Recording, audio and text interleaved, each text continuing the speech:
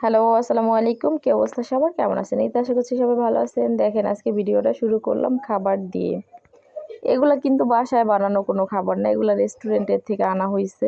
এটাও কিন্তু আমাদের ডামুড্ডার একটা রেস্টুরেন্টের খাবার। তো আমরা মাঝে মধ্যে এরকম যখনই আরকি রাতের বেলা দেখা গেছে বেশিরভাগ সময় যদি আমাদের কিছু খাইতে ইচ্ছে করে এরকম করে এনে তারপরে খাই। একবেলার জন্য ভাত রান্না করি দুপুরের জন্য। আর রাতের বেলা হচ্ছে এরকম কিছু বাইরে থেকে খাবার আনায় তারপর হচ্ছে মাঝে, মাঝে আবার যাইয়াও খাই রেস্টুরেন্টে, আবার মাঝে, মাঝে হচ্ছে আনায়া তারপরে খাই। তো এখানে ছিল আস্ত একটা মুরগি আর সাথে ছিল ৮ পিস নান রুটি। আর আমরা মানুষও ছিলাম ছোট বড় মিলে ৮ জন। ছোট মানুষ ছিল ৪ জন, আমরা বড় মানুষ ছিলাম ৫ জন। তো সেই ক্ষেত্রে আমরা রুটি আনাইছিলাম ৮ টা আর একটা আস্ত মুরগি আনাইছিল।